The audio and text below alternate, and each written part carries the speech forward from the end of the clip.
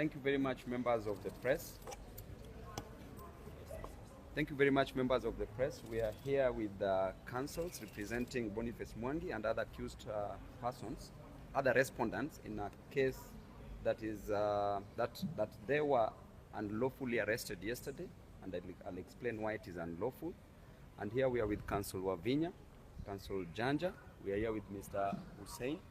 We are here with Counsel Steve. We are here with Counsel Gidaiga, Counsel Bashir. So we want to talk about the matter that has appeared before the competent courts of law today, and that the DCI has decided to make a miscellaneous application that the 5 respondents be further detained for a period of 21 days, of which is very unconstitutional in nature, because the fact that these 5 accused persons were arrested yesterday, the DCI should not arrest and investigate. The DCI should investigate first and then make arrest. So therefore, this amounts to miscarriage of justice on the person of our accused persons. This alone amounts to fishing expedition, that these people want to be detained unlawfully because there is no clear explanation on why they should be detained for a period of 21 days. We have serious criminal cases that are always subjected to bail. Every accused person in this country has a right to bail unless there are compelling reasons.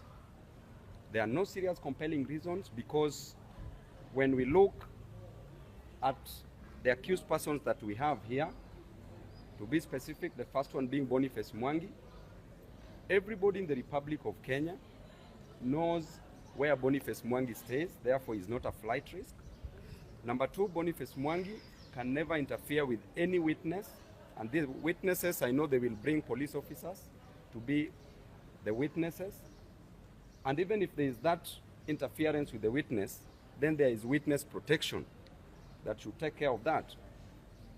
And in addition to that, we clearly know the intention of the government is to ensure that they subject the accused persons to a lot of pain and agony. They want to antagonize the judicial process by delaying justice on the above accused persons. Number 1, Robert Otieno. Number 2, Albert Wambugu. Number 3, Pablo Chacha. Number 4, Boniface Mwangi. Number 5, Erod Franco. And when it comes to Erod Franco, this is a person who lost his brother during the mandamanos, during the demonstrations, and his father lost a parent, a mother, awaiting burial. So how inhuman can the police be to detain a person unlawfully in custody, and once a further 21 days, a person who is supposed to go and bury a mom, a parent? This is really saddening, and I ask members of the public to still come out and fight for the rights of these accused persons. I would like to state just that note, unless you have any question.